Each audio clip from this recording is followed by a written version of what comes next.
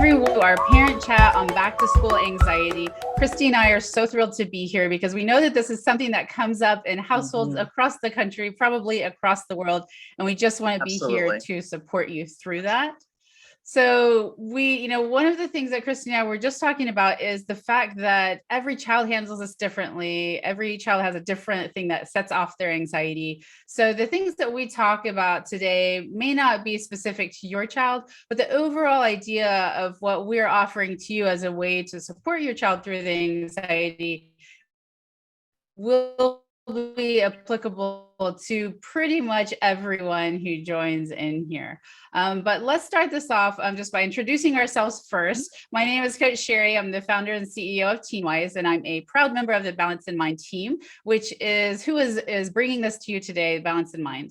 And through TeenWise, I work to support parents and teens, and actually all the way down to preschool, just in everyday issues that everyone is dealing with. So that's where I'm coming from. I work with the teens, parents, schools, pretty much anybody who's dealing with kids. And let me turn it over to Kristie. Kristie, go ahead and introduce yourself as well. All right, thanks, Sheri. I'm Kristie Neklason, and I'm the Director of School-Based Behavioral Health for Youth Eastside Services. And so in that role, I supervise a team that works in the Bellevue and the Lake Washington school districts, and they are counselors coming in and helping kids with every issue that you can imagine across the spectrum of behavioral health, which really includes all the mental health dimensions, just kind of life and coping skills, as well as any substance abuse issues and that. So as part of that effort, we've been doing lots of parent chats and other kinds of outreach events with Balance in Mind. So glad to be here today as we start almost a new school year, a back to school year. Yes, back to school. It's one of those times of the year where you're excited and you're nervous because there's so many new things that are coming up. So we just thought that this would be a great topic to kind of kick the year off with. Yeah. And I just wanted some anxiety.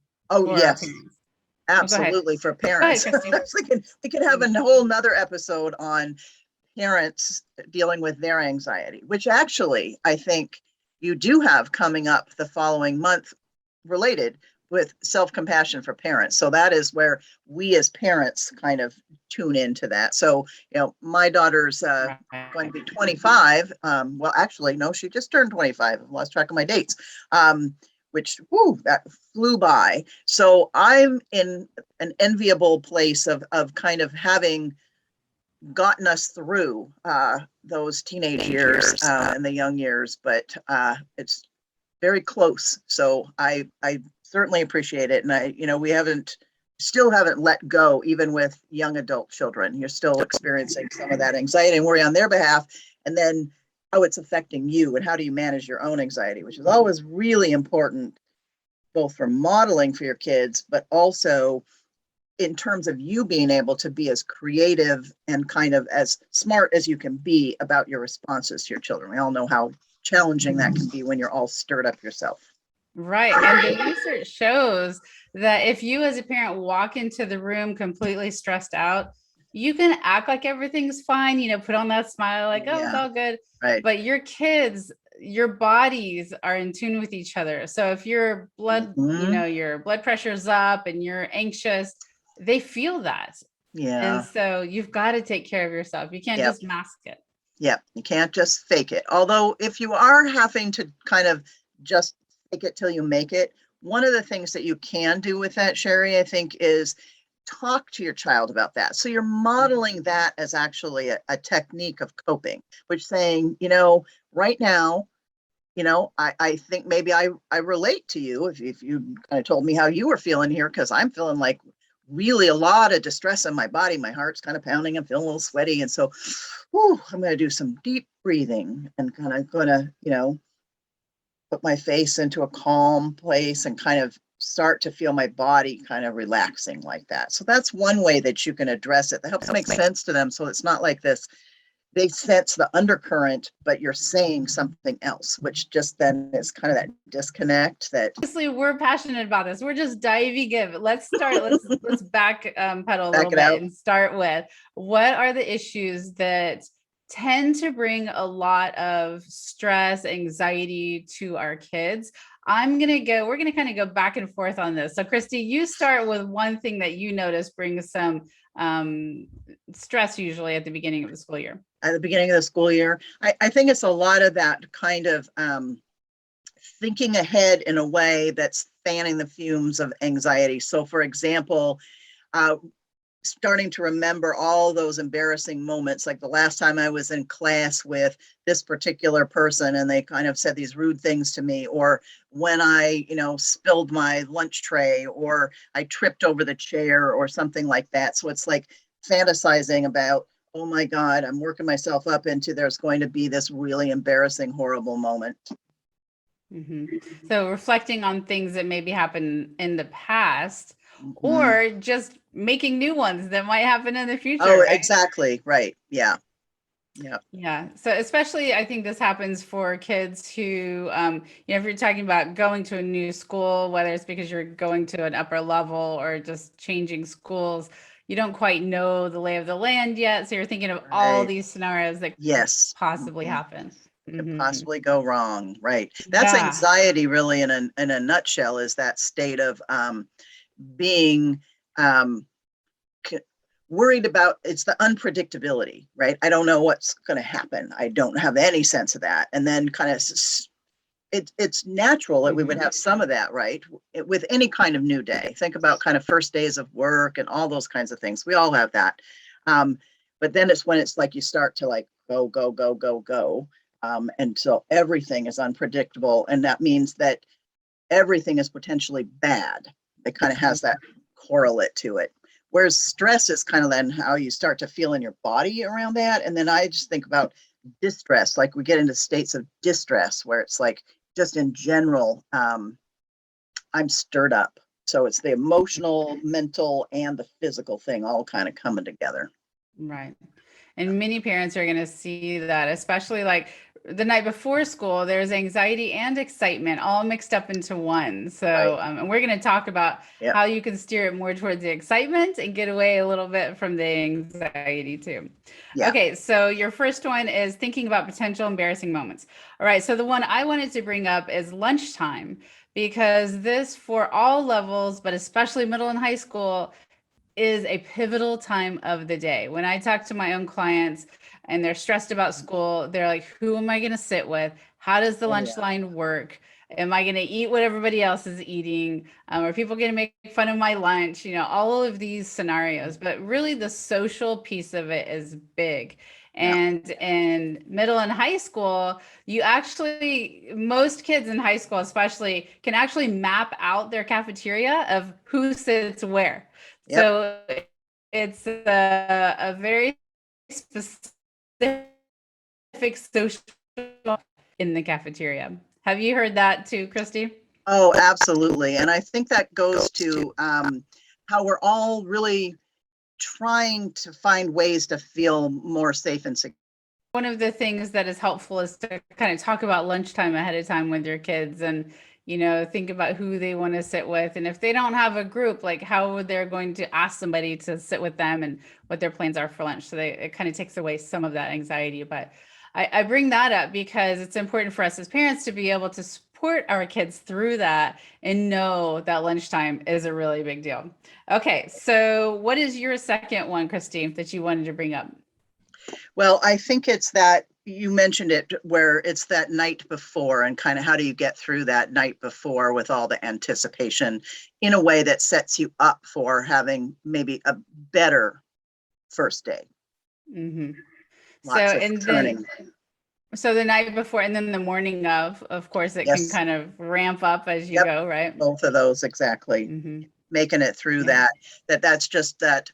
Again, it's that space where the anxiety can grow and compound, or where it could maybe be calmed, or as you said, kind of directed into and renamed as kind of that excitement. And even like when you're talking about the potential embarrassing moments, think of also the great fun moments that you could have. Right.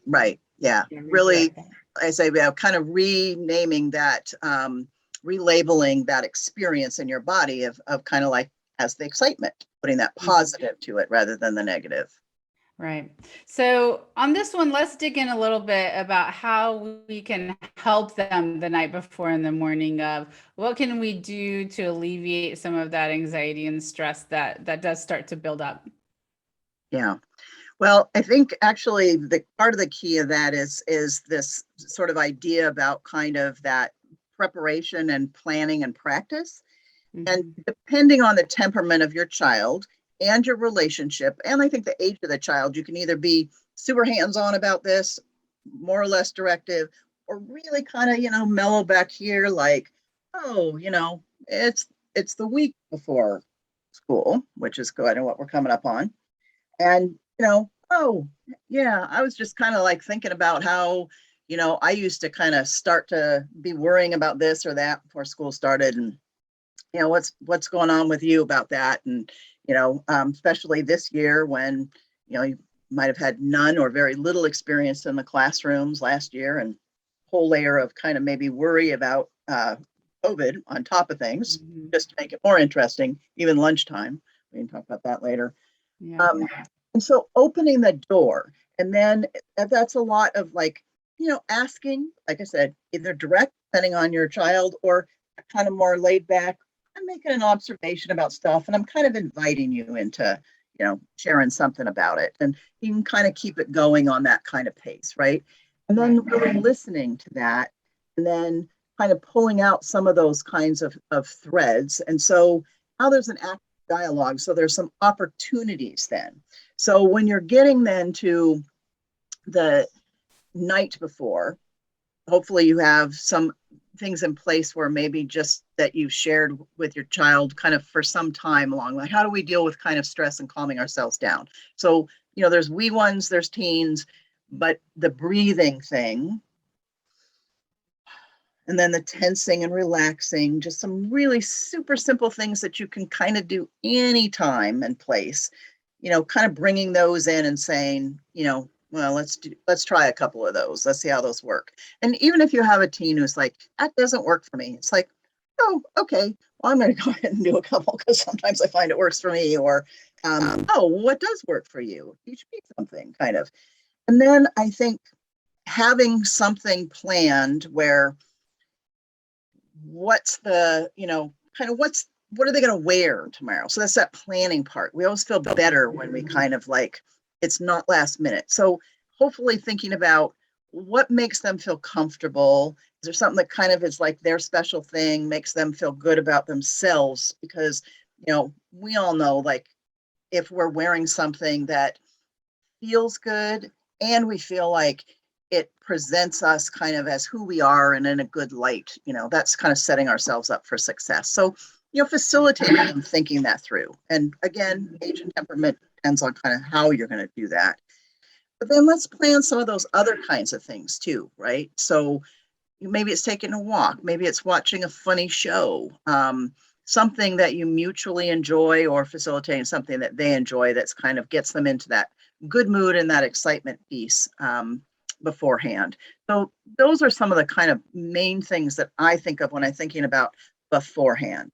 And it also then gives you that opportunity that if you're hearing them saying things like the what if, what if, what if, what if, or well, it's always, always, always been like this, or oh my God, this is going to happen. Then you can kind of go, huh, what makes you think that that's certain to happen? Or, you know, I think, have there ever been times when, first day ended up to be really, there was something good that happened and other things like that. And, helping them to kind of counter those either unrealistic or blown up expectations. But you want to be careful here, Sheri, because you don't want to discount their feelings, and you don't want to invalidate the experience that they're having or they had. But it's simply helping them to go, yeah, that really sucked. I remember when that happened, or that would really suck if that happened. What are the odds that it is going to happen? Have there ever been any times when it went better than you expected? What's kind of your best first day?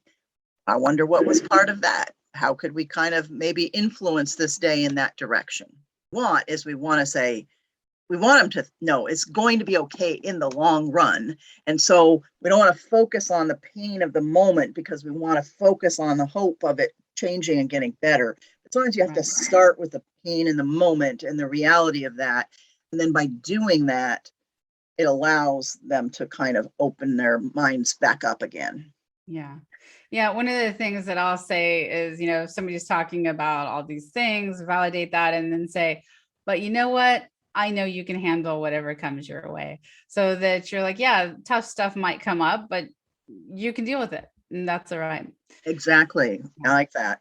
The other thing that we need to be careful of is that so I like your idea of go on a walk, do things you enjoy together so that it doesn't all become about let's focus on this anxiety. Right. And maybe all week you've had some opportunities to do that. And so you're both feeling a little calmer. You've had some fun. The family's maybe been able to kind of incorporate some fun rather than rushing madly from place to place. So that's really consciously, like you say, thinking about it for yourself as the adults, okay, this is better for us if we don't, like, how can we do this where we're not just running madly from place to place and responsibility. And I'm not saying that's easy, because none of this is particularly easy. It's just that it's important. And if we think about it ahead of time, we're more likely to be able to have some success building in some space for ourselves and for our kids. All right. Yes. So obviously there's a lot we can do to support our kids. So let's talk about the next thing that I wanted to bring up, which is the new routines in school. And this happens every year. Like if you get a new teacher, right? They have new ways you check in, you turn in your homework, new rules for the classroom. And when you have kids going into middle school for the first time, now they've got 6 different teachers, sometimes 7, it's with different rules, different methods, big change. So, and then this year we get to slap on top of that the pandemic. So there's going to be rules, which I've talked to a lot of parents are like, we don't know what the rules are this year about masking, about vaccinations, about lunchtime. So there's so many new routines, which kind of boils down to the unknowns. Like there's a lot of things that our kids don't know going into the school year every year, but particularly this year. So in some cases, we can facilitate knowing. So we can find out some of these things for our kids or have them look into it, but there's always going to be stuff they don't know. Yep. And so we as parents can be like, oh, that sucks. You don't know. Like, I can't believe they haven't told us. And you can get into this negative spiral about it. Or you can say, yeah, it would be great if we know, but we don't know. And you're going to find out the first day. They're going to fill you in. You're going to figure it out. So we have to regulate our own necessity for no kids like don't know. Well, if you don't know, I mean, then it's like talking about how do we manage not knowing, right? I mean, so one of the things is remembering that no one else knows really any more than you do. You're kind of all in the same boat. This isn't about you standing out kind of like a sore thumb. And when you don't know something, 1, it's okay to not know something. And 2, it's okay to ask. If somebody's not coming forward with the information, it's okay to ask. Where do I put my coat? Where do I put my books? Where's my seat? What do I do if kind of thing? And so really sort of building up that comfort level with it's okay to not know and it's okay to ask the questions. Right. Yeah. And I think another thing for us as parents, again, this is about regulating ourselves too, is if your child is of the age where they have a cell phone, don't become their crutch, because I've seen that happen a lot. And it becomes a really unhealthy dynamic where you have a child who reaches out to you, unless it's an extreme situation, of course. Set the expectation that if they try to text you during the day, that you will not be responding right away. So, so that let's say they are a child who has even panic attacks, so that they come up with their own plan of what are they going to do in that moment. Go to the nurse, talk to the teacher, the deep breathing, because you can't be there all the time. And this is a time when they have to figure out their own coping skills. You can't be that coping skill. Right. So it's that way that they can take with them what you've helped equip them to do for themselves, and you expressing not like, oh, I'm sure you'll figure it out, kind of hands off kind of thing. Again, it's like, I love that, the way you balance that, right? Because it was very honoring of, you know, you probably are going to feel uncomfortable and want reassurance and those things. How can you do that for yourself and build that in? Because I'm not going to always be there, right? And I know that you can do some of those things for yourself. And who are your other helpers and supporters? That's another good thing to identify. Yeah, Who's known, what is known, who's known, who's familiar, who do you know's kind of got your back? Are there some of those people there, or people you might expect to be there if it's a brand new school and a brand new situation? Yeah, it's just so key, because I know, especially if you're an anxious parent, that you want to have that connection. Let me know if you're okay. You know, tell me if you need help and support. Let me know if there's something you need, because it alleviates your anxiety knowing you'll be told if there's something going on. But we have to, you know, disengage a little bit in the school day. You know, think back to when we oldies but goodies were in school. We weren't texting our parents all day. We had no option to do that, right? We had to, in those moments, learn.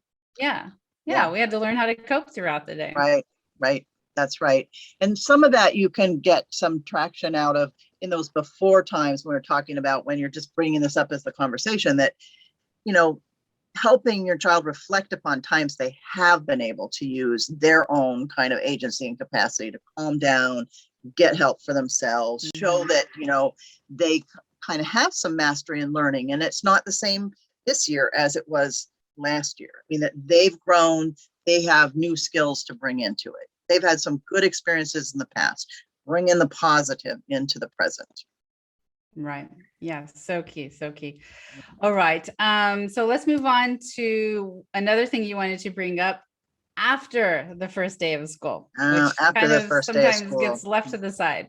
Yes, it does. All of that build up and anticipation, and then that's part of it. It's like, even physiologically, we have all that build up, and then there's a complete kind of letdown and release, which sometimes, you know, you think, oh, phew, that's over.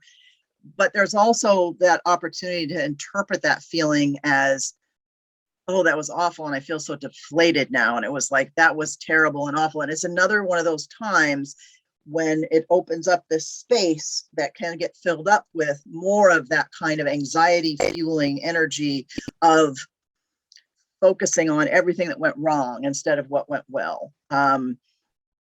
Just kind of going, yeah, I knew I was going to mess that up. That was so dumb what I said, or when that happened, or I don't like that new teacher. I don't like this. I don't like that because it's different. And so all of that kind of negative thinking that can happen. And so my thought is plan ahead again. It's like, one, normalize that sometimes there is that little bit of feeling of letdown. Be sure to do that kind of ask and listen and have the conversation and kind of, you know, that space that's right for you and your child. And then maybe to have planned something both kind of pleasant and relaxing, something doesn't take a whole lot of energy, or that helps them burn off that last little dredges of the energy. So, you know, maybe this is the time, you know, again, depending on the age of your child, and thinking about, you know, what's something that's pleasant for them or pleasant for the two of you, or the family, or for, you know, maybe have a friend along. So maybe you go get a special after school snack. Maybe you go take the dog to the dog park, or you go, you know, do some kind of a fun activity or something like that. We're going to mark that day happened and you got through it and I got through it, and yay, you know, there's not going to be another first day this week, and let's go, you know, be able to talk about it, about these are the things that were good. This I felt really great about. These things kind of sucked. Oh, glad that's done. And kind of bring that back into that kind of right size, instead of filling up the space with all of this kind of feeling of deflated and negative energy. Right. And I think it's also key to remember that when they get home, they're going to be exhausted, you know, especially for the kids who haven't been in a classroom setting for a year and a half. You know, being around people and that energy, especially introverts, they're going to be exhausted. So as excited as you are to hear about their day, you may need to postpone that for an hour or two, or even the next day, depending on them, you got to know your kids and see their energy, and don't take it personally if they don't want to talk about it, because they are depleted. And maybe that's part of the plan, Sheri, knowing your kid. It's like you're gonna come home, and I was just somehow flashed in my mind those little cooling eye patch things that you can put on, right? You know, or something like that, where it's just totally like, oh, this is the really mellowing transition time, you know. And depending on your kids, again, you could be as corny as you can be, or it can be something that's, you know, just really just a little thing. Yeah, some of you will have kids who come in and talk, 90 miles a minute, want to tell you everything, and others who don't want to say a thing. You just have to be there how they want you to be there. And that may mean leave them alone for a while, but just tune into them, because your kid's the best. Right. All right. One of the things that it kind of goes along with some of the stuff we talked about that I wanted to bring up is the whole concept of belonging and fitting in. And every year, really, our kids are creating a new identity for themselves. But once puberty hits, wow, that change happens so dramatically. But every year, our kids grow and they're different. Even if you think about your preschooler, how they changed from preschool to first grade and first grade to fifth grade. I mean, huge difference. So every year it's like, am I going to fit in? Am I going to belong? So there's so much pressure. Back to school closure in your household, is such a big deal. And quite honestly, traumatic for a lot of parents who take their kids out and they're going through this transition of how to support them. But that is something that all of your kids are thinking about. In my classes, am I going to fit in? Are people going to talk to me? Am I going to be an outsider, or are people going to welcome me into their friendship group? There's so many things that are going through their mind. Back to Kristie, the night before, the morning of, what happens in that first moment? Does somebody say, where do I sit? All of those things. Am I going to fit in? Right. So what do we do to support our kids when they're thinking about that? Right. Well, and I think that goes kind of to the lunchroom, right? Exactly. That's why that's so stressful, is because it's like just the epicenter of that. And I can actually remember going to family camp as an adult with my family, and they had an open seating dining room. And I felt like that in there. Like, is there going to be a place for me? Am I going to be able to sit by people I know? Or it's like, oh, so again, surfacing those things. And then having a plan for how could your child, realizing a little bit anyway of how every other child or every other teen is feeling the same way.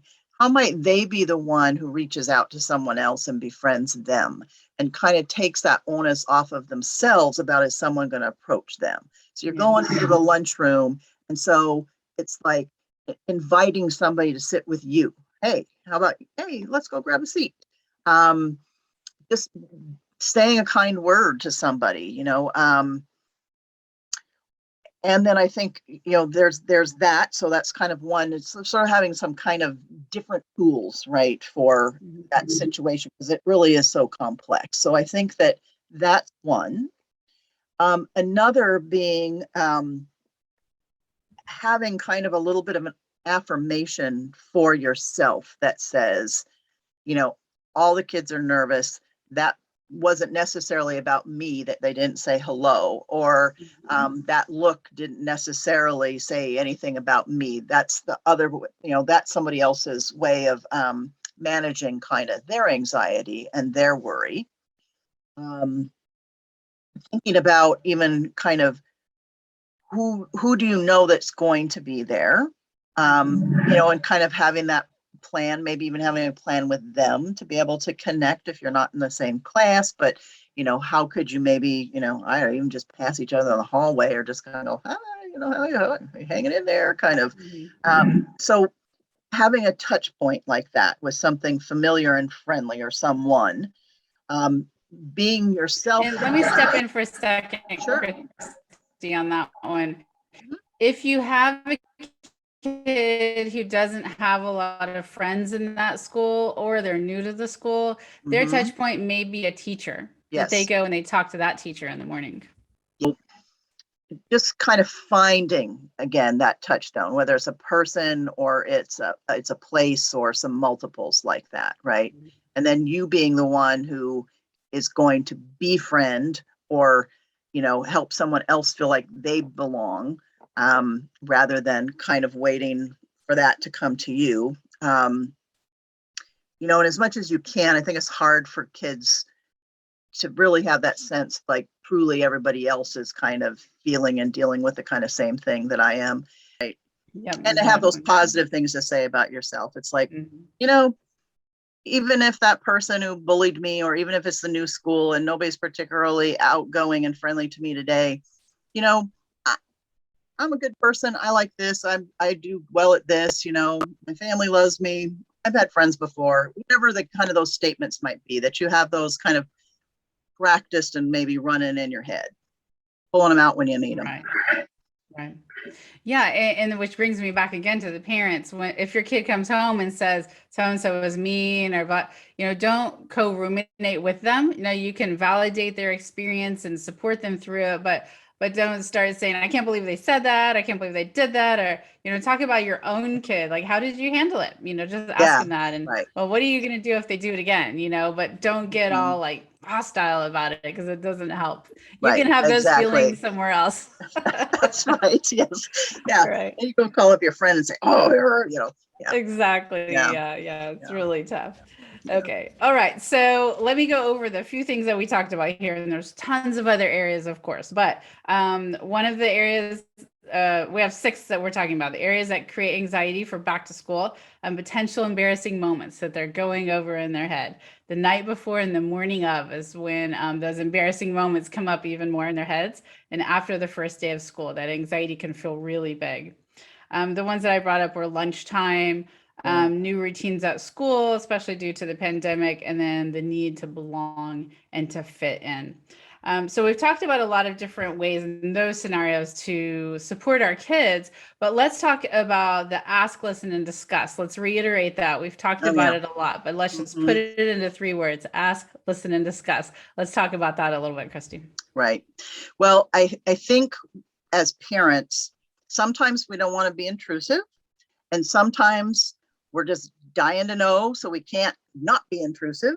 I mean, and we're struggling with these things. So again, it's this kind of on the parent side, but I think it's so important to open up the pathway for communication in one way or another.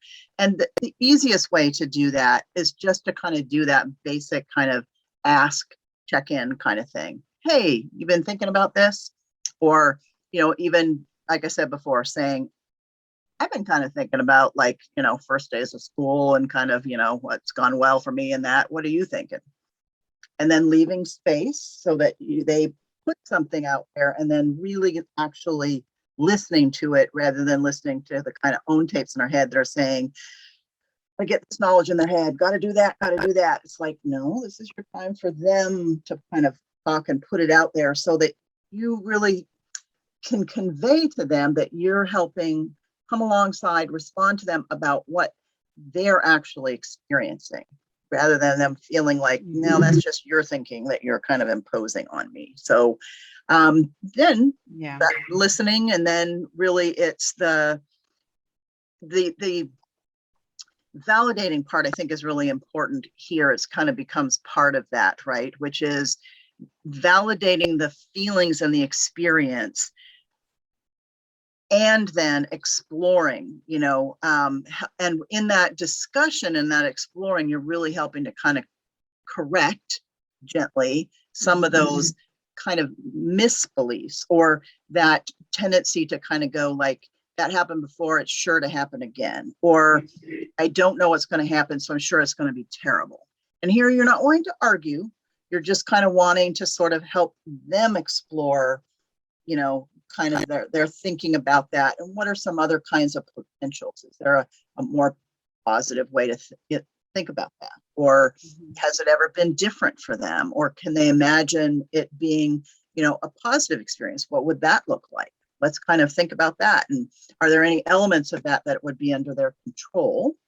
Because I think that's another thing we haven't mentioned yet, but that's always big on my mind, is that there are things that they're going to have under their control and things that they don't. And so if there are some things that are under their control, like a lot of the things that we've talked about so far, befriending somebody, finding out this, going to the teacher, asking the question, sort of having a sense of what those things are.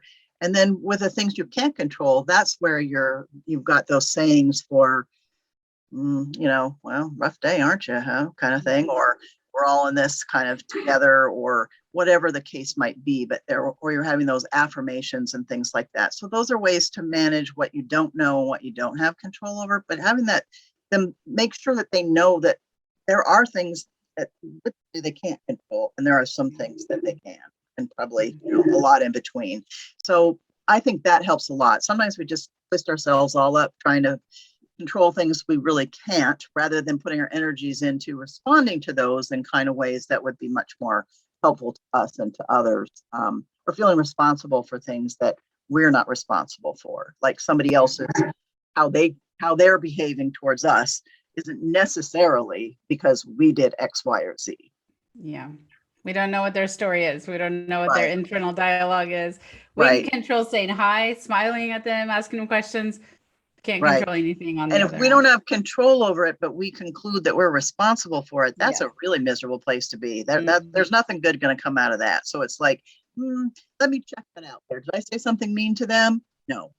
Okay. Yeah. And what they're doing is not about what I'm doing. It's about them. Yeah. Exactly.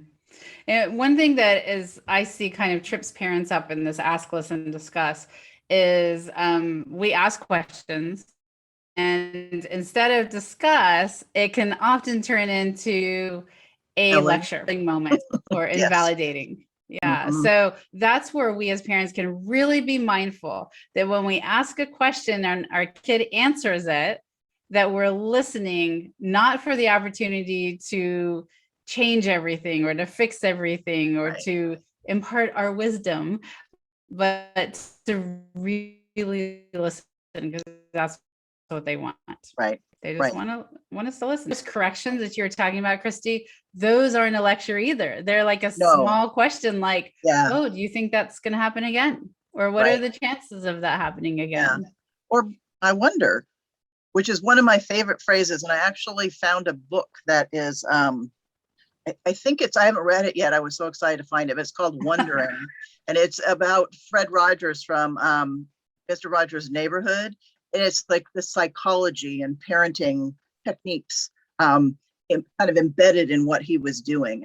But I just love that, because I think the word wonder is so useful, because it's like, wow, I wonder. Or,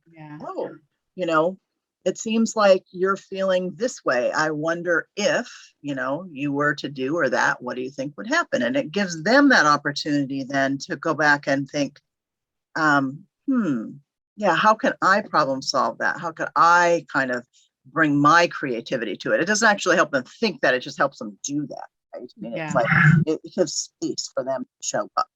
And that's what you put them for as a parent. It's sort of like out the garden and you're, kind of in the soil, and then you put your seeds in your plants, where you don't go back in and prep the soil then, because you're going to mess up all your plants. Like, you've tended this garden of your child, let them grow, give them the space. Yeah. I saw along that line of that metaphor, I don't remember who said this, but they were talking about, you plant the seed, but you don't really get to choose what the seed becomes, when you're talking about parenting. Along those lines, you're not going to tear it up and be like, no, or what, you're a sunflower, you need to be a lily, Exactly. Oh, let them grow how they're going to grow. Right.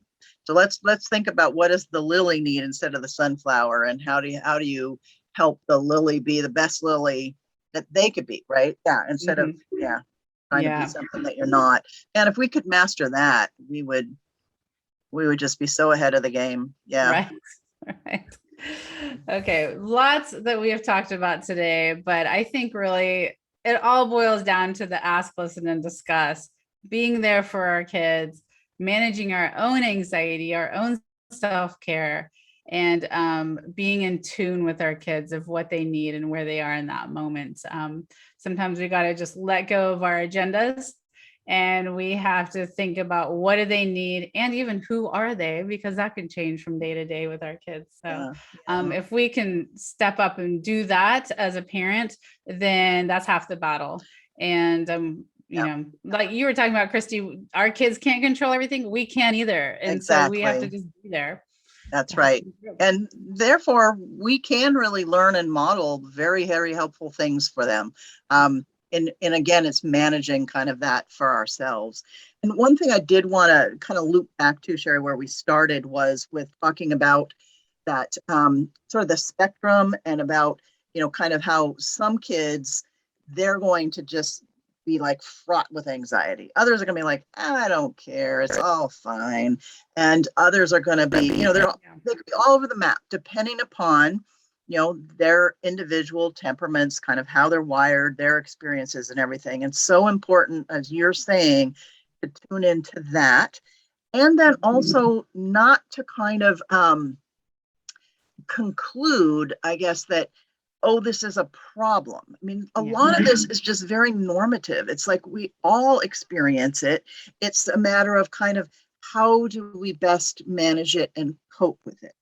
And then I did want to say, because, you know, I have for years worked for an agency that really specializes in young people, and when they need more help and assistance with these problems. So when it's not kind of first day anxiety, but it's an anxiety disorder where it's disrupting your life. And so it's like there is this whole kind of curve of that, right?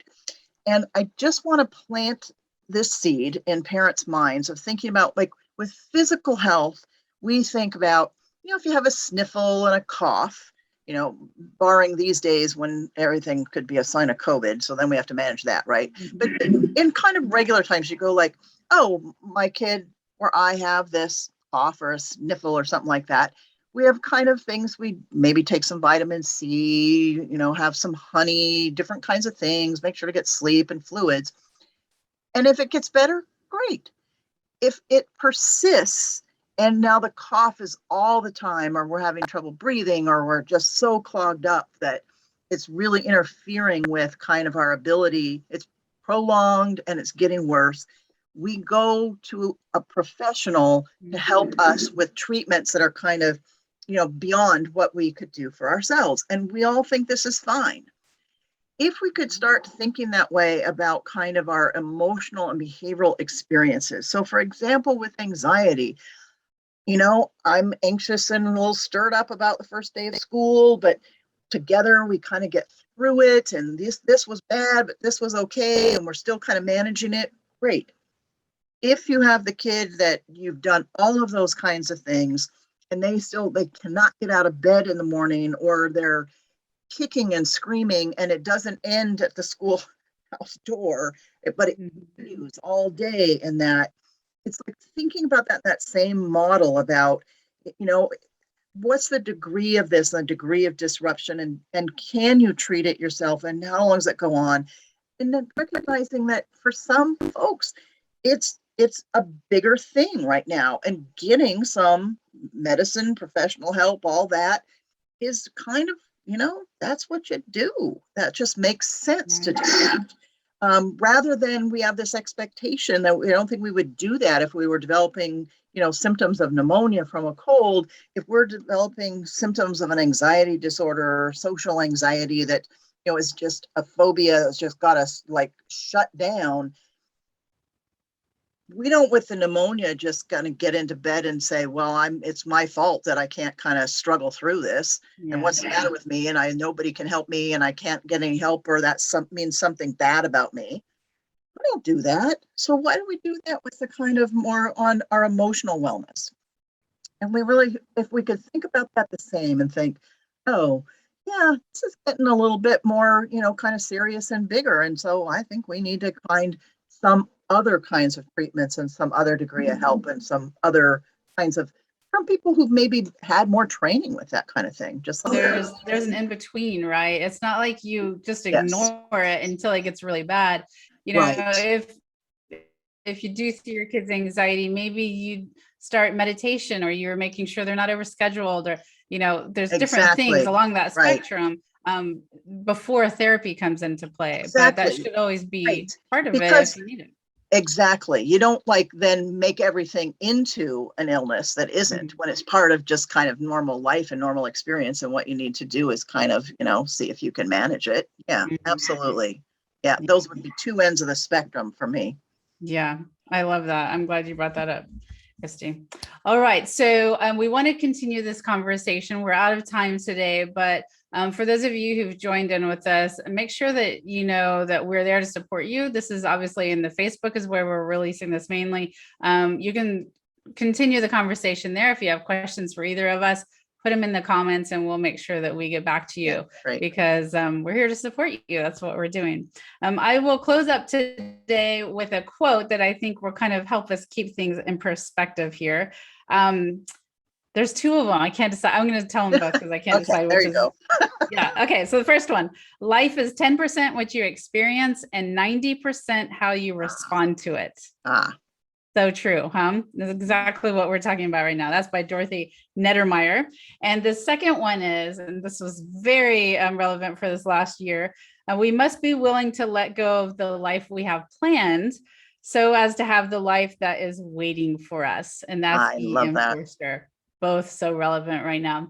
Thank you, Kristie. This was a great conversation as always. And I look forward to continuing this conversation in the Facebook group.